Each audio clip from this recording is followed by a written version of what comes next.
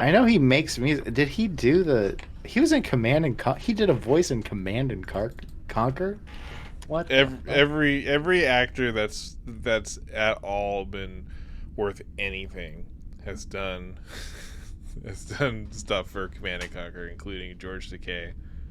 True, true, I true. haven't seen any of George Takei's lines as like the Emperor of Japan or whatever he plays. I wonder if it's funny.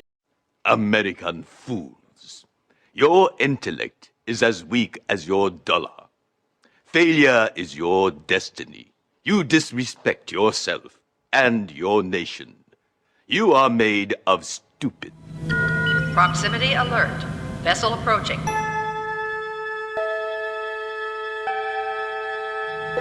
The vessel is hailing.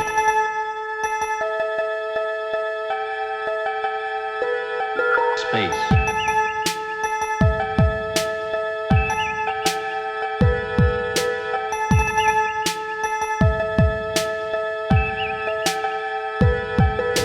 Warning. Warp core collapse in 10 seconds. Welcome to Left Track, your leftist Star Trek podcast.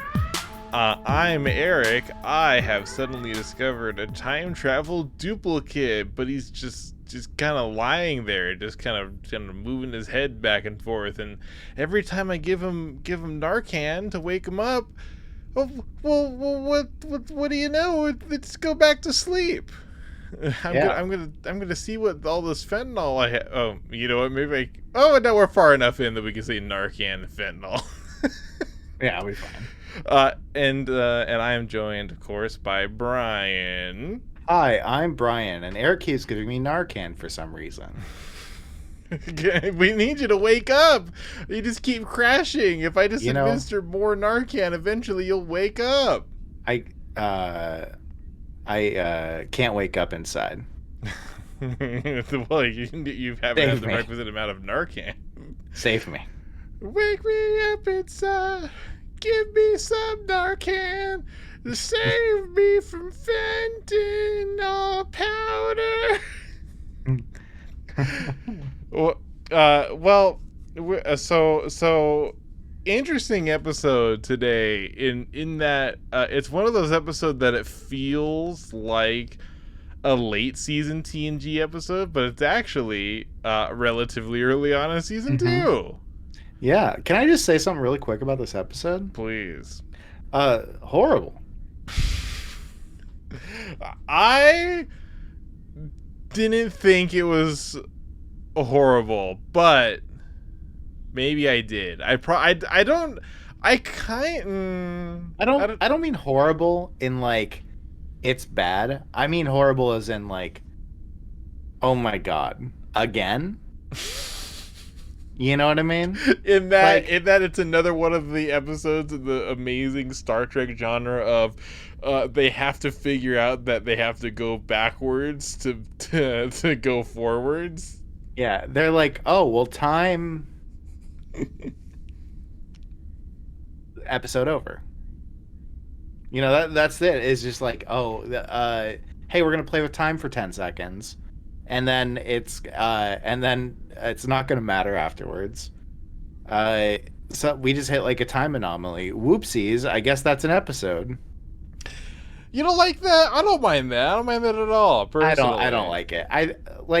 I'm very much of the camp that like if that's a filler episode, it just shouldn't be there.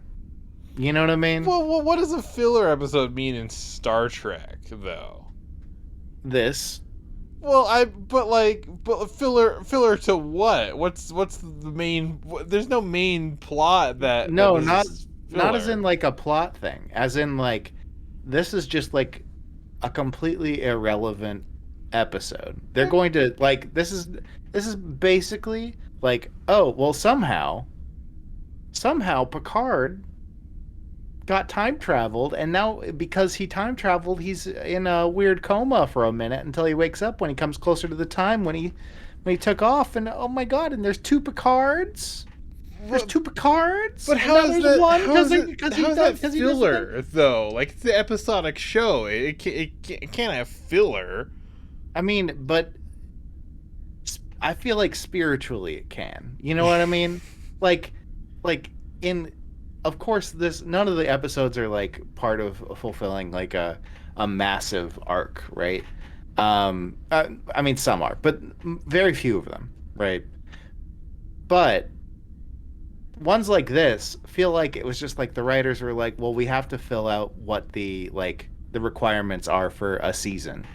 You know, this is the season of television. I need to put in another episode, and that episode is, I guess, time loop.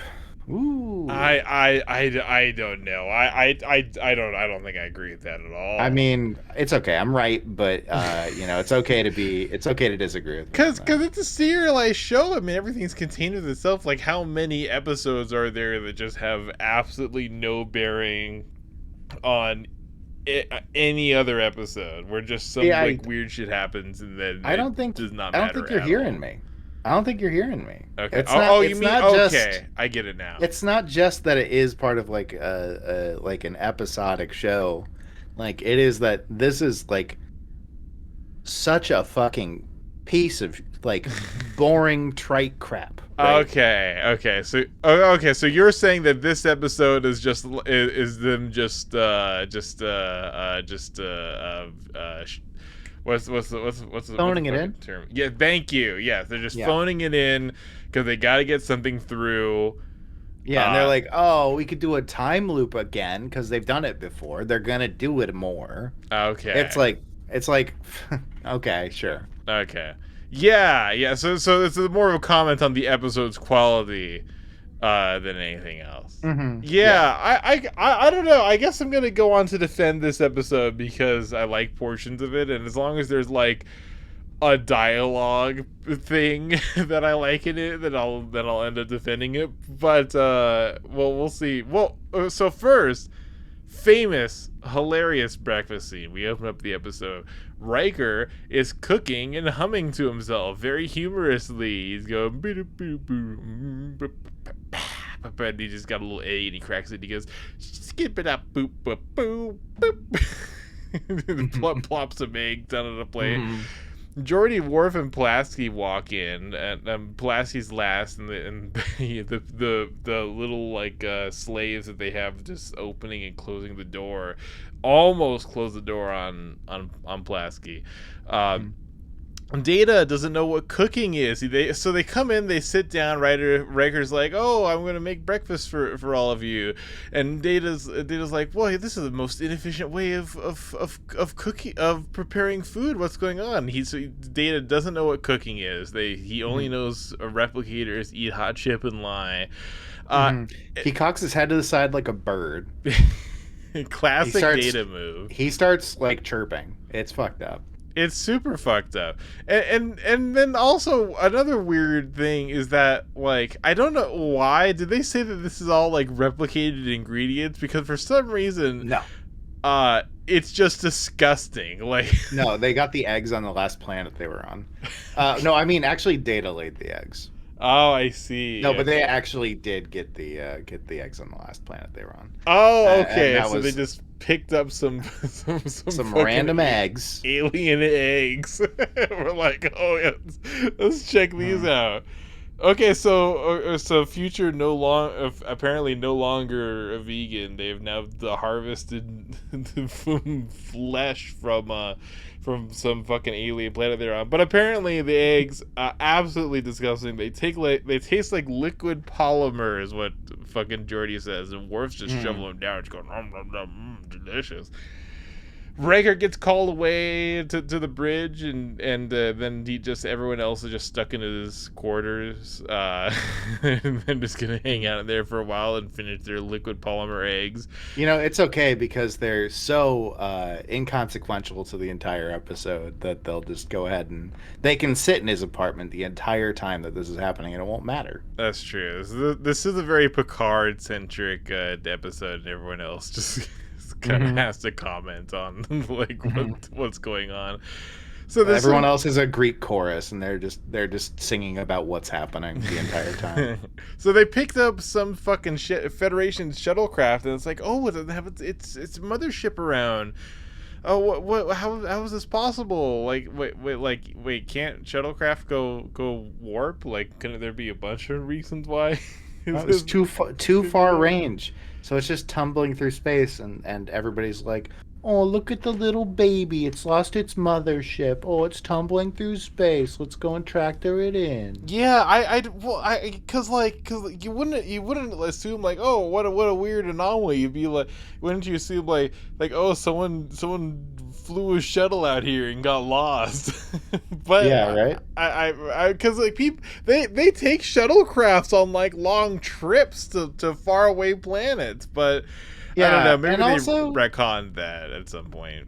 they were like, they didn't like scan for life forms or anything like that. Or if they did, they didn't detect any. I don't remember. I I was don't like think falling asleep they during this episode because it was so boring. I But yeah, I don't think they actually like. I mean, if I assume they did because they had like a medical staff around, but yeah, it's kind of weird. So yeah, we get a little model of the shuttlecraft just like floating through space. We see some practical work. We see some practical technology as a system of tractor beams, like stabilize. Well, I say a system. There's two, but the tractor beam stabilizes, then draws in the ship into the hangar, and then like makes it go onto this little soft landing. I like this kind of showcase of technology in science fiction. This is fine. yeah, I it like was that. it was their full budget spent right there. Yeah. So yeah, for some reason they couldn't tell like what specific shuttlecraft it was, but like Riker and Worf go up to it and are like, "Oh my god, it's an Enterprise shuttlecraft! Oh my god, it's Shuttlecraft 5!" And they look over and the beamed in Shuttlecraft 5 is right next to Shuttlecraft 5. It's like, oh shit, it's right there.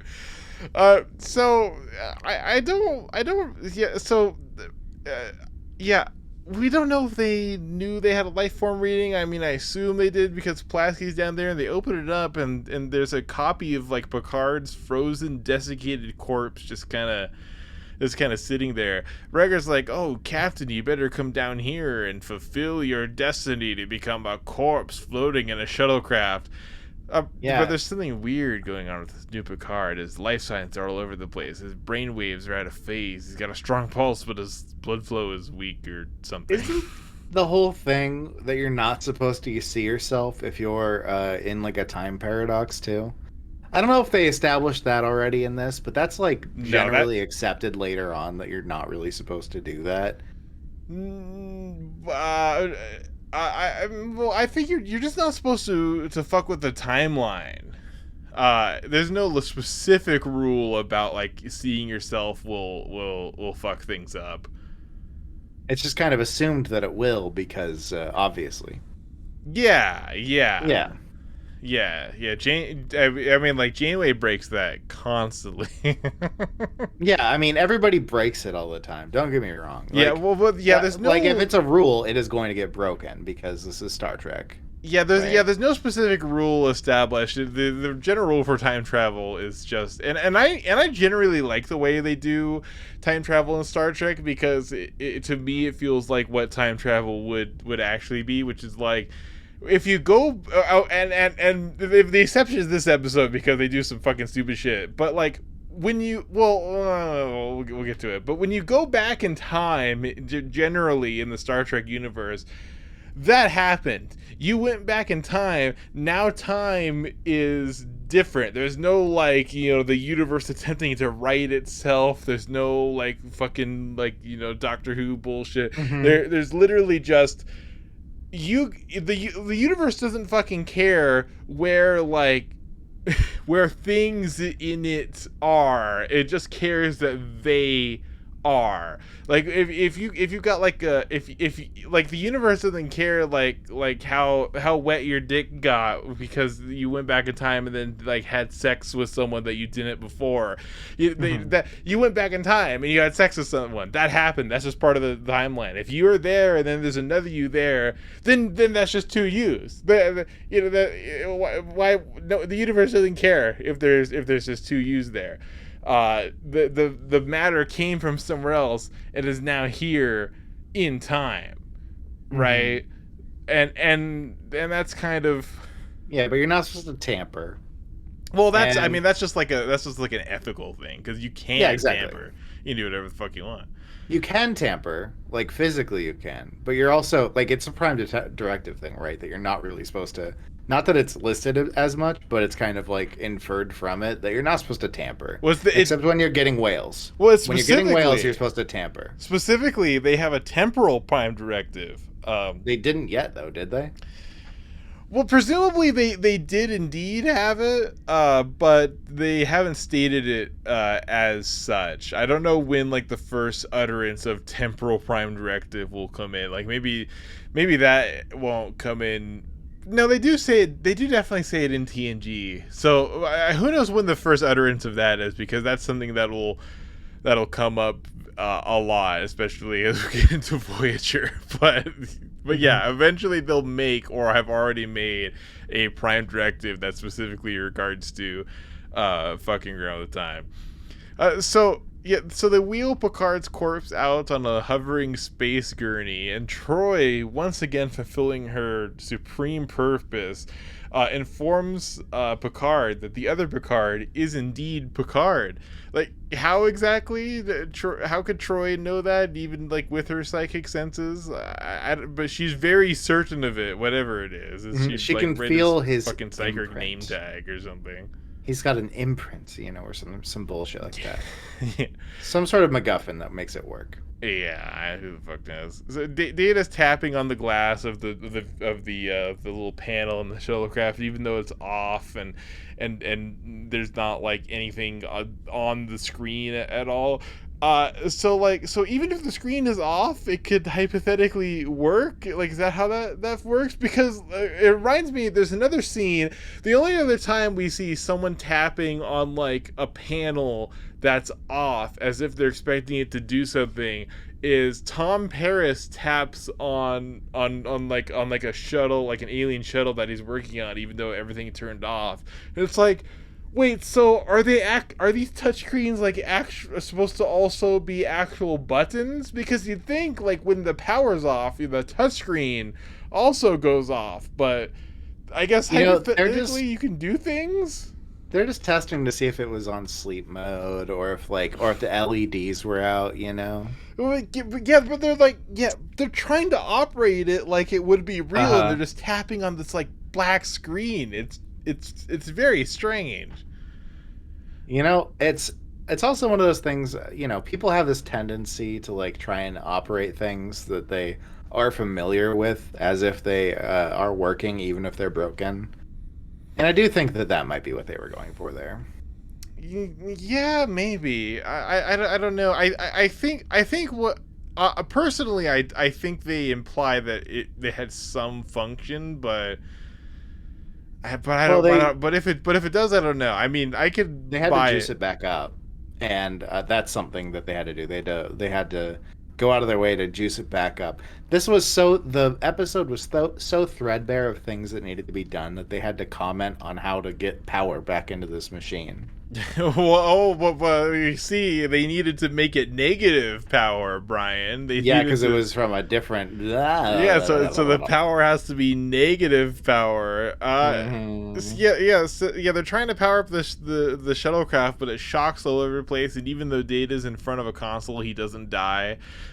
So for some reason, they need to shift the polarity of the energy. Oh my god, it's supposed to be idiot proof, but it's not working. Whoa, they attempt to wake Picard, and then all of his fucking vitals just like crash. Plasky says that this is because the stimulant had the opposite effect, but I think we all know she just mixed up the hyposprays and is trying to cover her ass for giving Picard a dose of fentanyl while he's in a coma.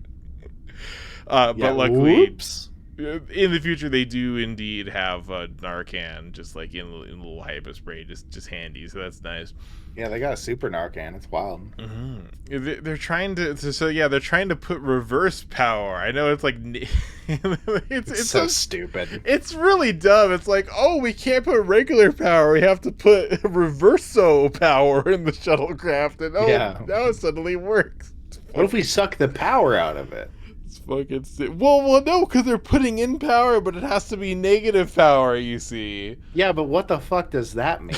Like, oh, we were putting in protons before, but now we're putting in electrons. Like, no, it doesn't make any sense. Not It's like from an really electricity weird. background, it doesn't make any fucking sense. We changed the polarity of it. It's like, what kind of fucking, what kind of jackass wrote this episode? Yeah, it's just like script writer fucking shorthand stuff. It's like, oh, they're going back in time, and so we I need to got it. demonstrate that's back in time. So like, oh, the uppers need to be downers, the positive electricity needs to be negative electricity. You know, because Yeah. I have heard about positive and negative electricity. So Yeah, because I guess that's a thing.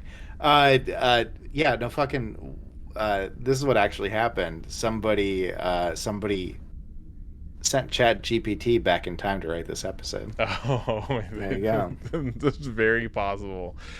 So they recover the logs from the shuttlecraft and they have like a VHS static on them, but it clearly shows, oh my god, this shuttlecraft's here because Picard left the shuttle bay, and then the Enterprise fucking explodes. And then we get Picard's final log where he goes, I just watched all of my friends and 1,000 more souls die.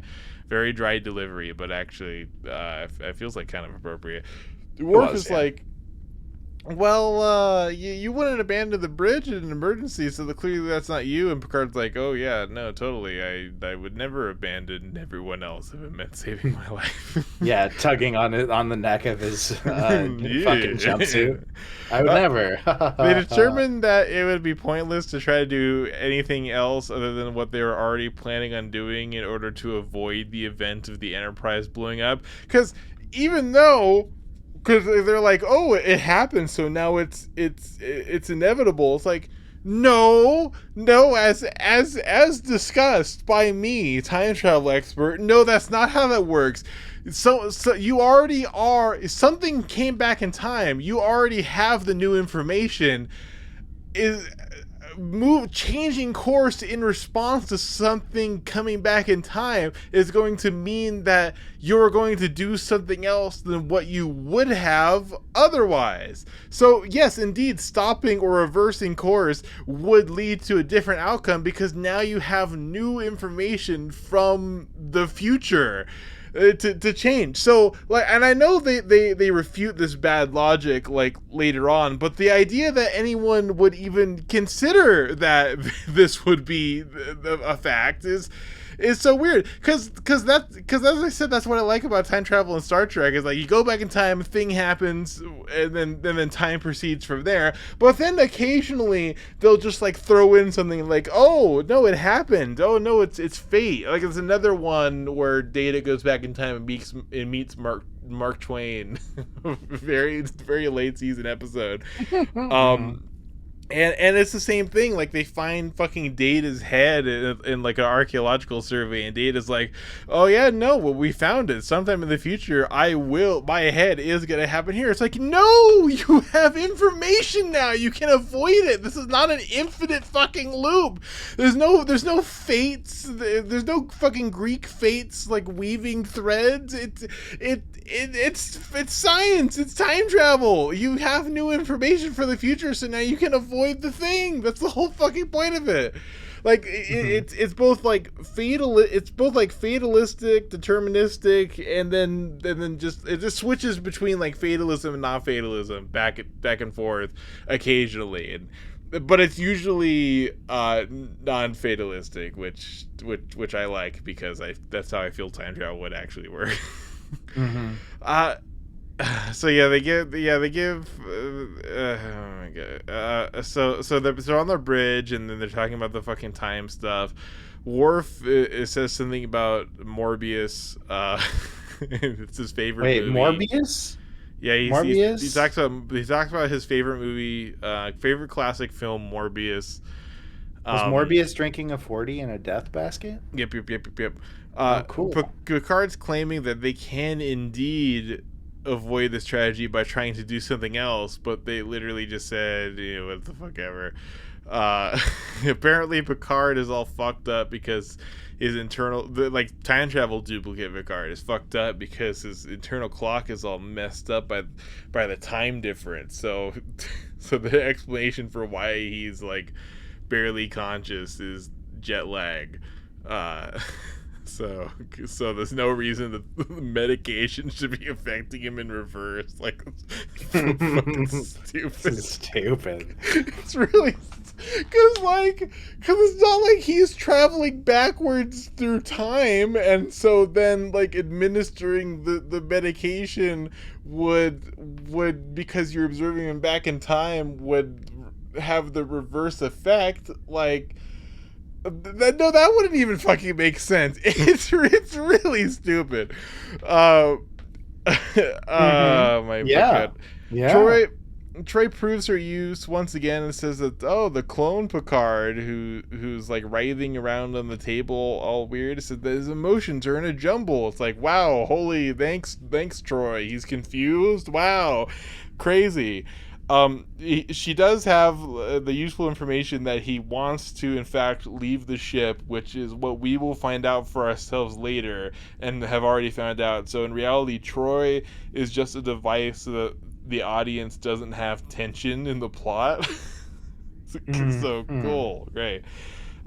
Picard is, but then Picard has kind of woken up, and then or Pulaski informs Picard that Picard woke up. So Picard goes down to speak with Picard, with Troy in close pursuit, and then he gets down there and he's not really woken up. He clearly can't like answer or understand what's going on, and so it's unclear why Pulaski even called Picard down. Picard's all mad at him. He's like, why'd you leave the ship? What the fuck, dude? And Clone Picard's like, I'm experiencing time in reverse, even though I'm a physical being. Oh, God, I don't know what's happening.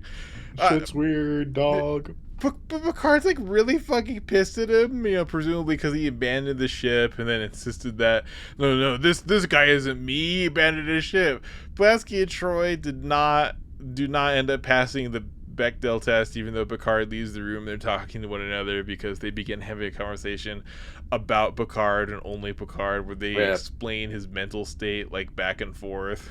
Turns out Picard has anxiety over Picard abandoning the ship in a different timeline.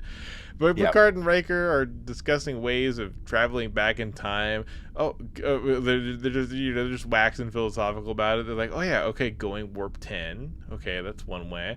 Slingshotting yourself around a star, which is a specific reference to one of the classic movies.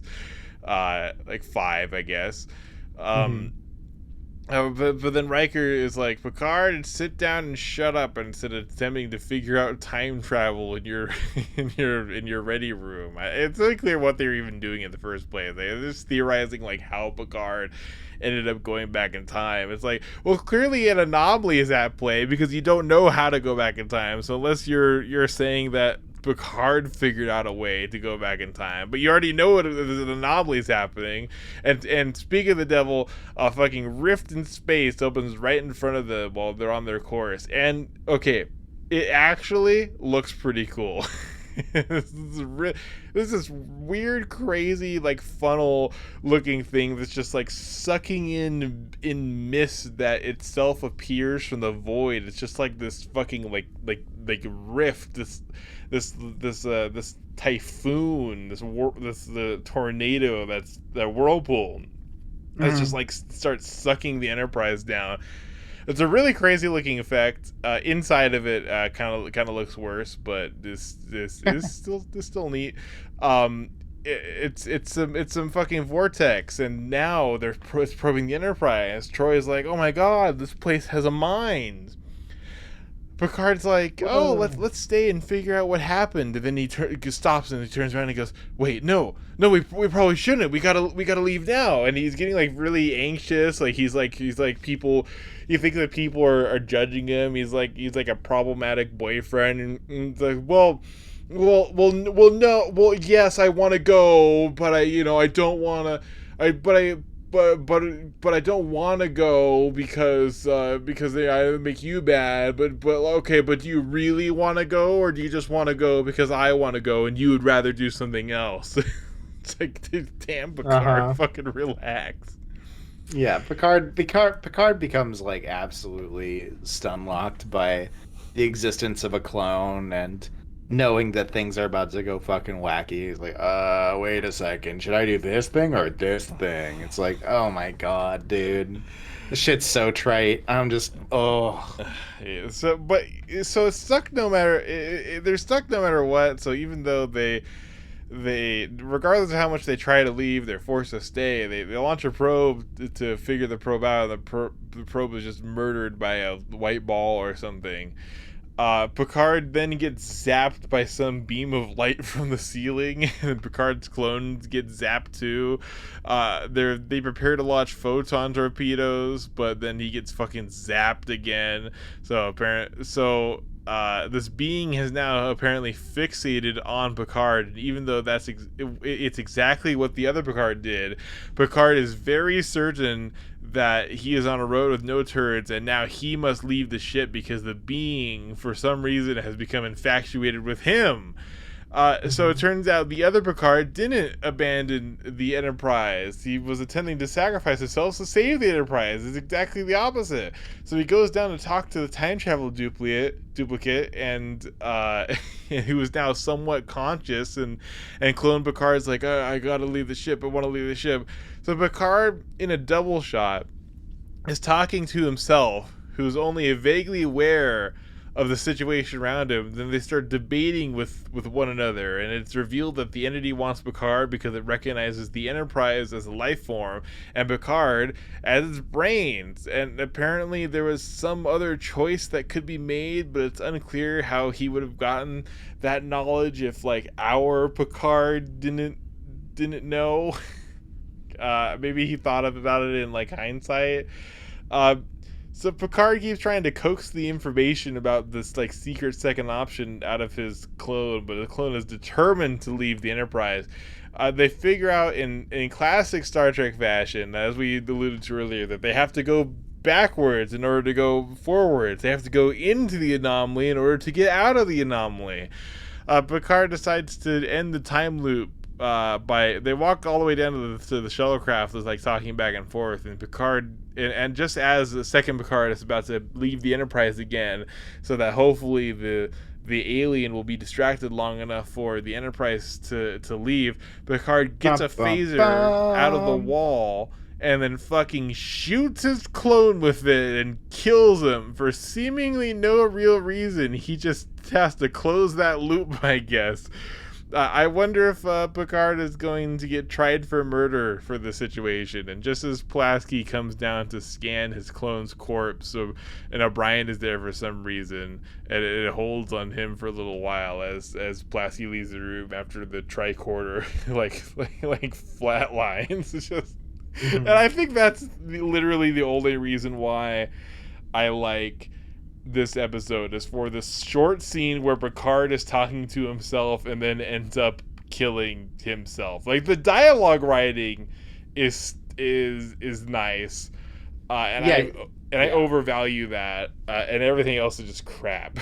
Yeah, like I feel like Hegel would really like this episode.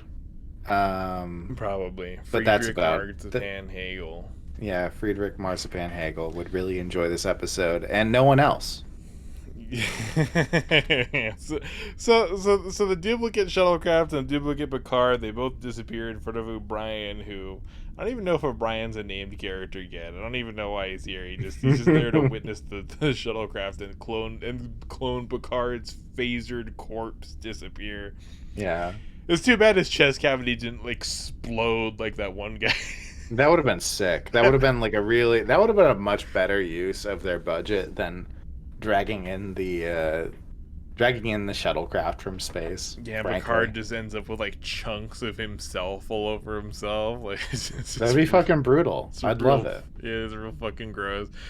And so now they realize, oh, we need to go into the anomaly in order to escape it. As that's what he figures out, and then they're flying towards it. Then boom, it just fucking vanishes to the lights, and suddenly they're back on their course, exactly where they're going to go. And the day is saved in the same fashion it has been saved a couple times now, and the same way it will be saved many more times into the future. Yep. So yeah, then Picard starts once again waxing philosophical. This time about like what exactly happened. It's like, oh, was this some sort of collective delusion? But if the alien had sent Picard back in time in order to prompt them to make a different choice in this situation. It's unclear how the time travel itself ended up happening. I'm gonna assume it's that second one, that the whatever this alien entity like figured out what happened and then sent Picard back in time in order to give himself the information to escape from it. Weird, interesting. So, well, have you read any of the trivia about this yet? I have, but real quick, so and then at the end, I don't. There's some kind of point because like, it seems that like they were lying about like going left to right to avoid the situation because it's inevitable. Like, it's just fact that is just like factually incorrect. So the moral of the story is that you can change the future via time travel. I don't get it. This mixed up time travel rules where they're kind of debating one another. But then that's the episode. What did you pick up in the trivia? This was supposed to be a Q episode. Oh yes, I did read that one. It's supposed the idea for this was supposed to be what ends up being the final episode, All Good Things, which is a good example of a time travel anomaly thing. Yeah.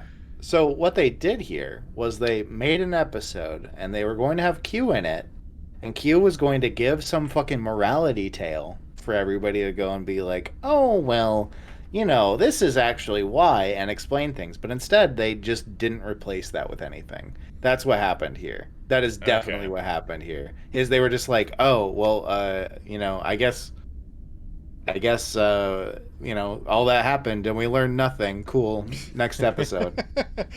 Okay, yeah, that makes sense. Okay, so this was just a script that they had, or like an idea for a script that they had, and then it was originally supposed to be something bigger, but they had to kind of fill out they had to make it into an actual episode, so they just they just trimmed it down and just stuffed it in there. So I guess, yeah, you were extremely right that this is like a filler thing for just fleshing out the season. Yeah. And on top of that, I know that we have an upcoming episode. I don't know when it is. Maybe it's at the very end of season 2. But there's a writer's strike looming, I think, at the time of this episode. Maybe it had already happened, and that has something to do with what happened here. But that would make sense. Yeah. So once again, Left Trek being extremely timely. We're going to be dealing with a writer's strike. Writer's strike. Coming up in Star Trek. Wow, there's gonna be a writer's strike, and let me tell you, folks, this one's gonna be nasty because the Writers Guild has very smartly, and even when they were like fleshing out these demands, like AI wasn't nearly to the like level of like use and promise in media that it is now. And oh boy, the studios are really want to be churning out fucking like Law and Order episodes with Chat GPT. So yeah, Dick Wolf is going fucking balls to the wall right now, being like, it's just like literally there's a hole in the wall in Dick Wolf's studio right now that just has Chat GPT written above it, and he keeps fucking it. He just keeps fucking that hole in the wall. Is that what Uh, balls to the wall means? Is that what uh, that expression? Oh my god, that's what that is. Wait, the expression balls to the wall refers to a glory hole? it's full send, baby. I don't know if it's actually that, but it fucking is, yeah. That's incredible. That makes perfect sense. This is a learning podcast. Oh my god! Wait, I balls to the wall. I have to know. I have to know. English. Okay. First tested in the 1960s in the context of aviation, in reference to the ball-shaped grips on an aircraft engine controls. I don't believe this. I don't believe this. Yeah, no, they were saying it in the gay clubs in Italy where they had the fucking Air Force Base, I'm sure. That's actually what happened. Pushing these Catch balls 22 to was the happening. wall would put the engine at maximum power, analogs to pedal to the metal. I don't believe it. I believe the glory hole explanation of that much more. I just want it to be true, so it's true. There you Not go. related to the term balls out, which refers to steam engine machinery. That's another lie. Actually, no, that one I think is actually true because there were I know exactly what it's referring to. But yeah. Not it says specifically here, not related to the vulgar sense of balls, parentheses, testicles, in quotes. I don't believe it. I don't believe that for even a fucking second. I believe our definition. Yeah, balls to the wall. That like who's calling the like the exterior like chassis of the plane a wall? Well, Is anyone doing that? Well, it's like the. So I'm looking at a picture of it right now. So there's like a little knob, and it's got like a ball on it, and it just like sticks in and out. You know, much like a penis into the glory hole. And then if you just shove that ball in, then it's then I don't know. I guess you're going faster or something, and you pull it out. So I'm suspect. It does indeed look like a ball. I could see this. I could see that. However, it's obviously a plausible but cheap lie for the real definition, which refers to how the term came up in glory hole culture. And Yeah, it's putting the balls on the wall. just going full throttle. Okay. Let's talk about the episode. What else is there to talk about the episode? All right, breakfast scene. Okay.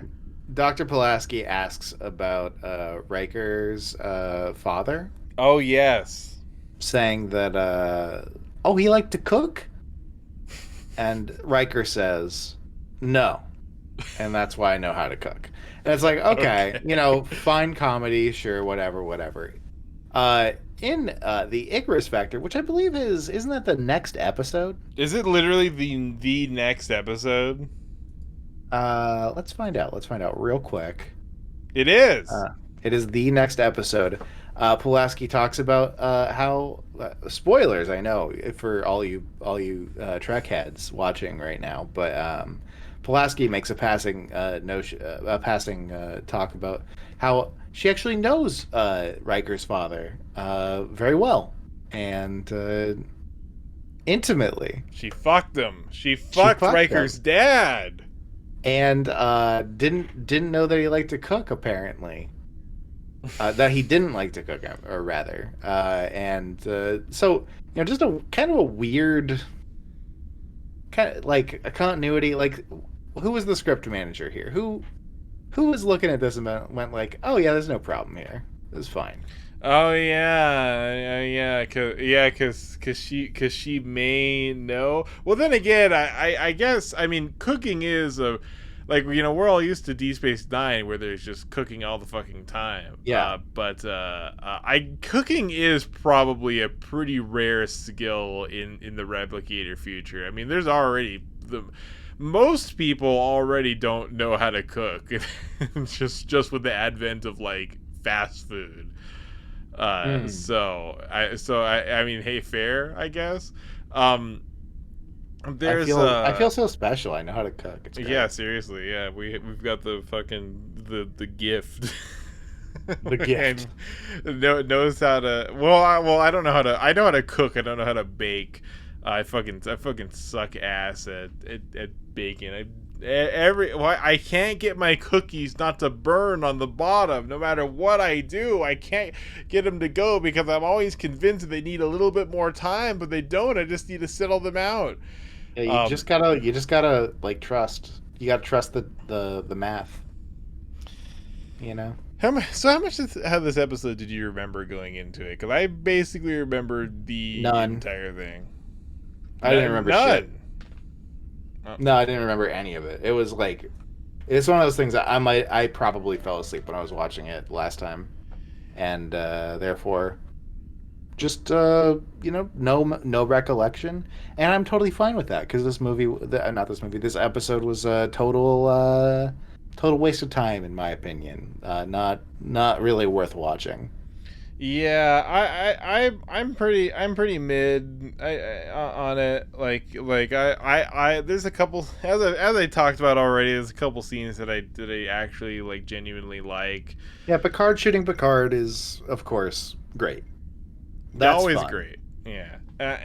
And I get and the reason why that's so strong in my mind is because of how boring everything else is. So like this entire episode to me, like even though we just watched it, this entire episode to me is literally just Picard like talking to Picard and then shooting him.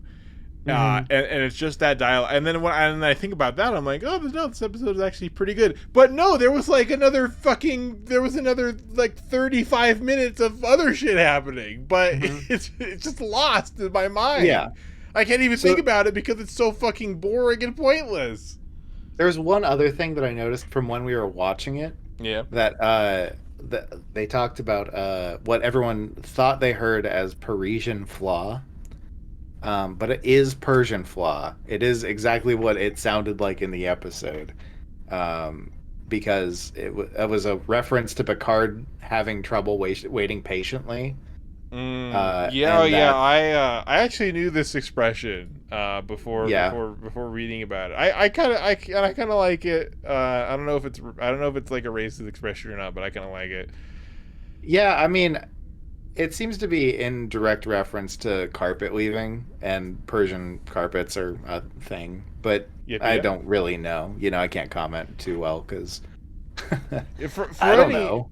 For any of y'all out there who need a new saying, think about the saying think about implementing the Parisian flaw, which according to IMDb here, I'm just gonna read it exactly as it comes from IMDb, so it doesn't come from myself. Deliberately put in a few mistakes because attempting to perfection might offend God. Yes. Yeah, in traditional Persian carpet weaving, if you attempting perfection might offend God, so always fuck up a little bit. I've got to choose to take. Well, I guess that kind of that's colloquially used is like is to. I don't know. There's an even clumsier one in Deep Space Nine where Cisco's talking about how his dad used to say, the souffle will rise, will either rise or it won't rise. Nothing you can do about it, so fucking with it. And getting anxiety over it is only going to not only torture yourself, but fucking with it is only going to be counterproductive. So you just gotta let it go. That's pretty true though. Souffles are fucked, Yeah. Yeah. So all right, but Parisian flaw. I don't even know how no, do you that's even what use that's Parisian the flaw? Persian flaw. No, we're gonna Oh yeah, create the Persian. Parisian flaw right now. The I keep Parisian saying flaw. Parisian flaw, even You though I do know keep it's saying Persian Parisian flaw. flaw, yeah. No, the Parisian flaw is drinking too much wine. The Parisian flaw is I don't know. Let's insert some joke about the first international. The Parisian flaw is hon hon cigarette. So all right, okay, Brian, out of one single time travel duplicate, the 1 or 0 binary rating, how do you rate this episode? You know, this is a bad way to get me to rate this episode because you know, you have to have me either you know, not doing it or going full balls to the wall on it. You just And you either have balls to the void or balls to the wall. There's well, I'm gonna have to put the balls in the void. I'm not smashing on this episode. yeah. Yeah, that's a 0 for me. Yeah, 0 out of 1. Yeah, Eric, how many eggs out of a 4 weird alien egg omelet do you give this episode? I want to also just give it a 0 because it's so boring, because so much of it sucks so much. But again, still, even though I've talked about it, and even though I talked about how much it sucks, in my mind, there's still that scene with Picard, and like something that works always stands out so much more highly to me, and it's just so much more interesting to me than like something that doesn't work, rather than like, you know, something that's just actively bad. So I kind of even want to go 2 out of 4. Wow. But I'm gonna restrain myself because I know that good part is only a small fraction. So I will myself give this episode a small fraction of a rating and say 1 out of 4. Shitty episode, not on the top 100 list. I have to make a top 100 list at some point of that's of a Star lot Trek of episodes. Yeah, and I don't know if this would even make it on there. Yeah. In fact, I'm pretty certain it wouldn't. Well, just like apparently GQ did like a top 100 games of all time, and it's all just like a bunch of like Zoomer games. It's like Fortnite and a bunch of crap. It's all games that last like 10 years. But yeah, we can talk about that some other time. But Josh Sawyer was on Chapo recently, and they talked about it because he also contributed to the list. Yeah, I saw the interaction about Josh Sawyer going on Chapo, and I can't remember who forced me to look at that tweet, but somebody did, and it might have been you. I just have a bad memory. Way. Somebody else did then. I don't like the. I presumably. Oh, you know what? I saw the tweet, even though I don't follow Chapo Trap House. So someone we both follow liked that or retweeted it or something. Somebody. Oh! I fucking remember. It was we both, probably Josh Sawyer. Josh Sawyer retweeted it. So. Oh yeah, no, I don't follow Josh Sawyer either. No, somebody showed it to me. Oh, okay. Somebody directly sent it to me. Oh, well, I follow Josh Sawyer on Twitter, and I think you retweeted it, so I saw that. Yeah, okay. Got it. It was all right. It's kind of embarrassing to hear like Felix Biederman actually talk about someone that, like, you know, knows the industry, and they're like talking about games, and it sounds like Felix is fucking talking his ass, and Josh Sawyer's just going like, yeah, well, he didn't sound like he actually embarrassed himself that badly, but I felt like he embarrassed himself incredibly. Yeah, that's badly. because Josh Sawyer has a lot of grace. That's you know, true. and can walk through I don't know, I'm making this shit up, but can walk through a conversation and make everyone feel like they're contributing and not falling on their face all the time, which is a skill I wish I had. Come on, Left Track. Yeah, Josh Sawyer, come make us look good. Yeah, make us look good, Josh, because we look like shit.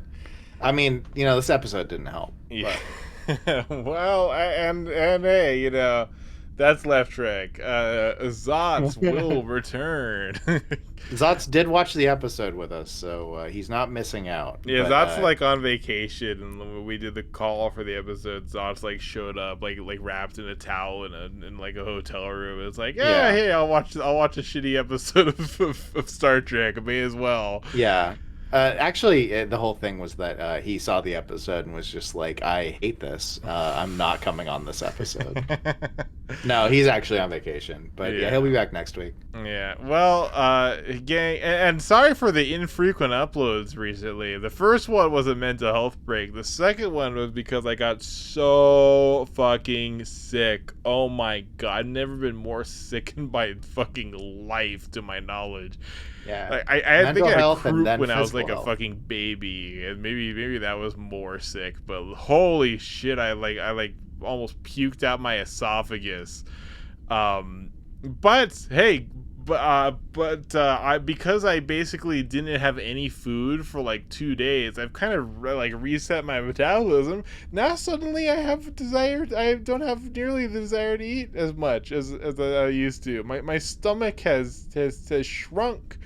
That's good. Hey, look at that. Hey, Something... silver linings. You know, sometimes I get salmonella, and then I get to. It's called the salmonella cut. You know, you eat some like raw chicken, and then after a couple of weeks of puking and shitting blood, you're like you slim down and you look really good. My abs did feel great afterwards. Like I really felt like I worked those fucking things out. Also, I'm just saying, hey, disclaimer, don't eat raw chicken. I was joking. Please never give yourself salmonella on purpose. That shit's fucked up. I had salmonella. I remember having salmonella when I was like a toddler.